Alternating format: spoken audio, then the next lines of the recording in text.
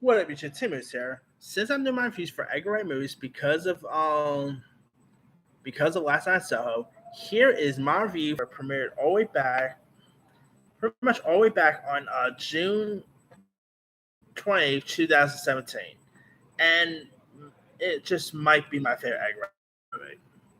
Sorry, Shaun of the Dead. Sorry, Hot Fuzz. Sorry, Scott Pilgrim. Out of all the movies he's directed, Baby Driver is my favorite.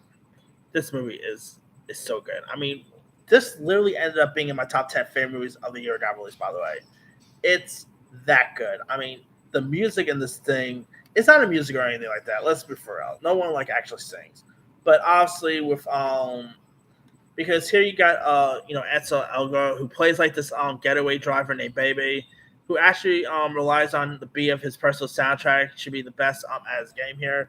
He is actually deaf and he's pretty much partially deaf here from like an accident that ended up happening when he was a kid. And so, in order to like do great when it comes to hearing, he actually uses music to flesh out the sounds and everything like that.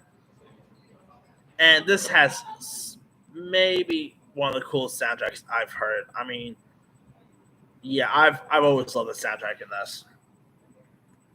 And so, of course, here he even ends up pretty much falling for this waitress played by Lily James. Lily James. And here he even and he also even sees a chance to ditch his shady lifestyle and make a clean break. But he is conquered into working for this crime boss, who yes is played by Kevin Spacey.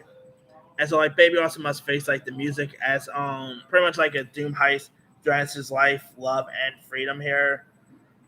You also had you even had Jamie Foxx in this, who portrays the role of Leon Beth Jeffrey the third, who's pretty much like a Kevin Spacey's Rufus henchman. And holy cow, Jamie Foxx! This is the best role I've seen of Jamie Foxx. He is so good in this movie. He's like so intimidating. He's really creepy at like he gets pretty scary at times. I'm like, man, Jamie Foxx really plays that part well. You also had John Hamm was also in this. Aiza Gonzalez, which of course this is a movie that made me become a fan of her. You also had you even had C.J. Jones, who pretty much like plays Baby's foster father, who is also deaf and is in this wheelchair. And I know C.J. Jones, like he's actually deaf in real life, so it was really cool that they actually got an actual.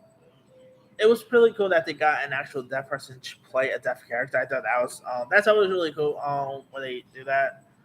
But man, I know C.J. Jones really plays his part really well here.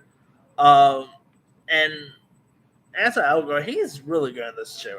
I know he's been in the news for some not so good stuff lately, but I know Ansel Elgort was amazing as well. Like his chemistry with Lily James, you could buy them as pretty much like a couple here. And yes, it does have Kevin Spacey. All right, now here's the thing. This movie pretty much got released about a couple about I think like 4 months before the whole Kevin Spacey story and everything. So yeah, they didn't. Unlike with on the Money in the World, they did not cut Kevin Spacey out or anything. But that aside, despite the whole accusation and everything, despite the whole news cycle between that went down with Kevin Spacey and everything, I would say this right now. Him pretty much like playing. He of course technically plays like the villain in this, who is pretty much like Baby's boss here. Kevin Spacey, holy cow, he was great in this. I mean, it's a shame that things that's going on for nowadays, like because the guy just take his accusations aside, okay? Kevin Spacey is still a good actor. I mean, whether it's something like American Beauty, whether it's Usual Suspects, despite the whole accusation and everything, the guy is still it's still terrific, and he plays like the villain role perfectly here. His like dialogue with Ansel Elgort is great. I mean, this movie is just so fun. It's entertaining. You're gonna have lots of really cool, iconic music in your head when you see this movie. I mean, the soundtrack. Huh, the soundtrack is terrific. I mean, this is definitely really solid. Like the soundtrack, I remember listening to the soundtrack tons of times. The visuals was great. The stunts was really cool. I mean, this movie really had a bit of a Fast and Furious vibe to it,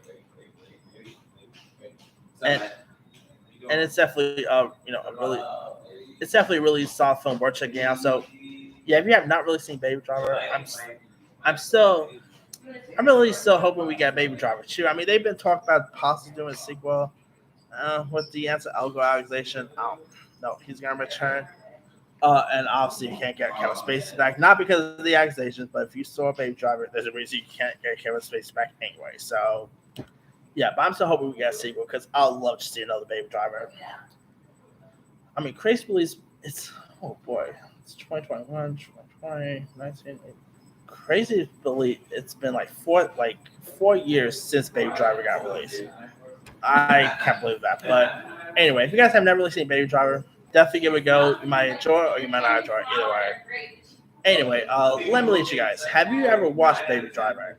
If so, what's up? Were you a fan of it? Were you not a fan of it? Favorite scenes, favorite moments?